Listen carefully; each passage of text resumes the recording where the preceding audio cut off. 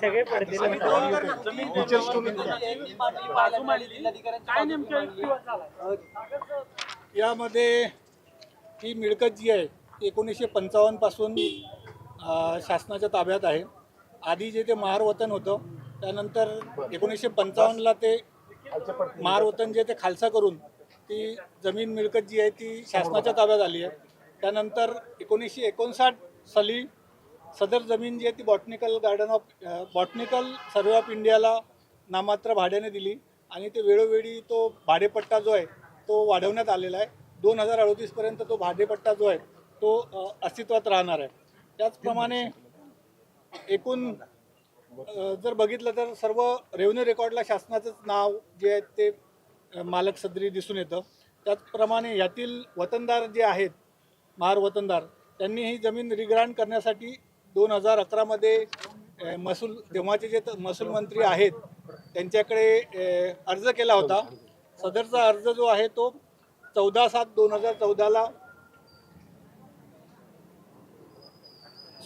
6 September 2013ला फेटाळण्यात आला. त्यानंतर त्या आदेशाच्या विरुद्ध जे वतनदार होते त्यांच्या वतीने शीतल तेजवानी यांनी मुंबई हायकोर्टामध्ये अपील दाखल केलं होतं. ते अपील 14/7/2014 रोजी फेटाळण्यात आलं. त्यानंतर पुन्हा 2021मध्ये ह्या शीतल तेजवानीने बाकीचे वतनदार जे आहेत त्यांच्या वतीने पुन्हा अर्ज केला होता रिग्रांटसाठी, परंतु तो अर्जसुद्धा 2021मध्ये फेटाळण्यात आलेला आहे आणि तो आदेश जो आहे तो अंतिम आदेश आहे महसूल मंत्र्याचा.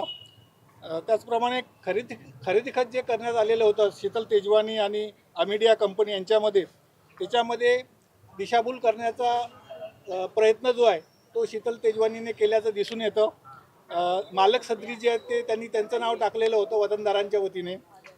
त्याचप्रमाणे सदर मिळकत खरेदी देण्याचा शीतल तेजवानीला कुठल्याही प्रकारचा हक्क व अधिकार नव्हता. ती प्रॉपर्टी जी आहे ती शासनाचीच आहे.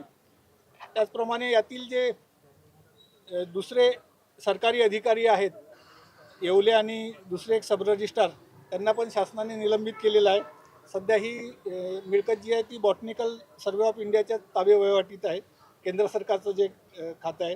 त्याचप्रमाणे ही प्रॉपर्टी जी आहे 1955 पासून आतापर्यंत शासनाच्याच ताब्यात आहे. आरोपींच्या ताब्यात ती कधीही नव्हती. त्यामुळे त्यांनी जे खरेदी खत केलेलं आहे ते बिनताब्याचं खरेदी खत आहे असं आमचं कंटेन्शन होतं. त्याचप्रमाणे सदरची मिळकत जी आहे ती 1200 कोटीपेक्षा जास्त किमतीची आहे. पण हे जे आरोपी आहे त्यांनी ती प्रॉपर्टी 300 कोटी असल्याचं खोटेपणा नमूद केलं. ते कोर्टाच्या निदर्शनास आम्ही आणून दिलेलं आहे. त्याचप्रमाणे 2018ला जो बंद झालेला सातबारा आहे तो त्या खरेदी खताला लावून त्यांनी ते बिन ताब्याचं खरेदी खत जे आहे ते अस्तित्वात आणल्याचं दिसून येतं. कोर्टाने संपूर्ण बाजू ऐकून घेतली. आता आदेशासाठी प्रलंबित आहे. मी महाराष्ट्र शासनाच्या वतीने जिल्हाधिकारी यांच्या वतीने जिल्हा सरकारी वकील म्हणून बाजू मांडलेली आहे कोर्टात. सर, साधारण किती आरोपी आहेत आणि आरोपींची नावं काय? किती आरोपी आणि सह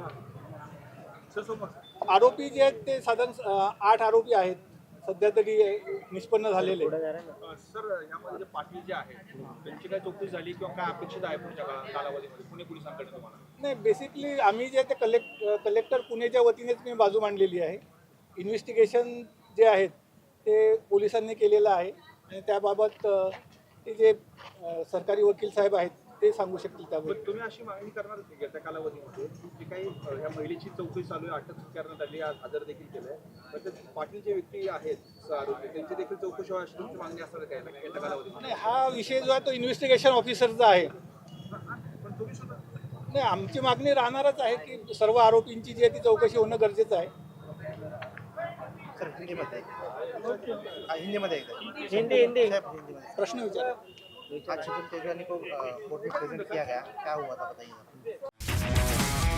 तुमची car, electric panel, data server आगीपासून सुरक्षित आहे का? नाही? मग आजच बसवा F protect temperature activated fire suppression device. यामध्ये आहे eco friendly non toxic pressurized liquid जे आग लागल्यास क्षणार्धात ऍक्टिव्हेट होऊन आगीवरती मिळवते नियंत्रण. बसवण्यास अतिशय सोपे आणि सुटसुटीत. टेकालिपचे एक दर्जेदार उत्पादन एफ प्रोटेक्ट.